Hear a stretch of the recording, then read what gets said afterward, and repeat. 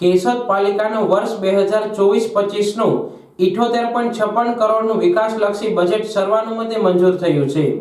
કેશોદ પાલિકાએ વર્ષ 2024-25ને અનુલક્ષીને પાલિકા પ્રમુખ મેહુલભાઈ ગોંડલિયાની અધ્યક્ષતામાં સામાન્ય સભા બોલાવવામાં હતી, જેમાં પાલિકા વહીવટી અધિકારી તરીકે ચીફ ઓફિસર એમ વાઘેલા, સુપ્રિન્ટેન્ડન્ટ પ્રવીણભાઈ વિઠલાણી હાજર રહ્યા હતા। આ સભામાં 36 સદસ્યો પૈકી 28 સદસ્યો હાજર રહ્યા હતા, જેમાં ભાજપના 6 અને કોંગ્રેસના 2 સદસ્યોએ રજા રિપોર્ટ મૂક્યો હતો।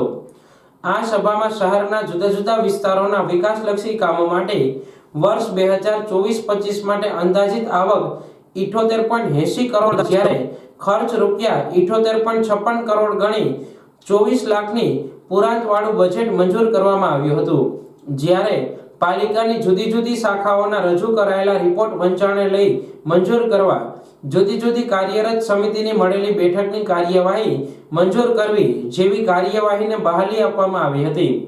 આવનાર 2024-25માં શહેરના દરેક વોર્ડના વિકાસ માટે રસ્તા, પાણી, ગટર, લાઇટ જેવી પ્રાથમિક સુવિધાઓ ઉપલબ્ધ કરાવવા પ્રાથમિકતા આપવામાં આવી હોવાનું જાણવા મળી રહ્યું છે। કેશોદ નગરપાલિકાની સામાન્ય સભાની બેઠક પ્રમુખશ્રીના અધ્યક્ષસ્થાને આજ રોજ મળેલી હતી, જેમાં ગુજરાત નગરપાલિકા અધિનિયમની કલમ 76 મુજબ કેશોદ નગરપાલિકાનું આવનારા નાણાકીય વર્ષ એટલે કે 2024-25નું બજેટ સર્વાનુમતે મંજૂર કરવામાં આવ્યું હતું। બજેટની કુલ અંદાજિત આવક 78,80,45,000 છે અને જેની સામે કુલ અંદાજિત ખર્ચ 78,56,56 લાખ જેટલો છે। આમ નગરપાલિકા દ્વારા આ પુરાંતવાળું બજેટ સર્વાનુમતે મંજૂર કરવામાં આવેલું હતું અને આજની આ સામાન્ય સભાની બજેટની બેઠકમાં કુલ 28 સભ્યો 36 સભ્યો પૈકી 28 સભ્યો હાજર હતા અને 8 સભ્યોનો ગેરહાજરનો રિપોર્ટ હતો।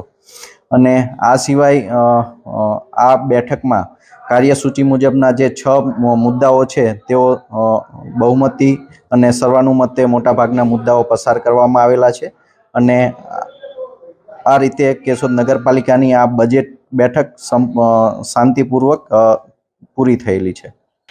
ખાસ કરીને આવનારા નાણાકીય વર્ષમાં પબ્લિકની જે જાહેર સુવિધાઓ છે, જેમ કે આંતરમાળખાકીય સુવિધાઓ, રોડ, રસ્તા, પાણી અને ગટર પર ખાસ ધ્યાન મૂકવામાં આવેલું છે। આ બેઝિક સુવિધાઓ સેચ્યુરેશન લેવલ સુધી આવે અને કેશોદની જનતાને પાણી, ગટર અને રોડ રસ્તાની સારામાં સારી સુવિધા મળી રહે તે મુજબનું આયોજન કરવામાં આવેલું છે।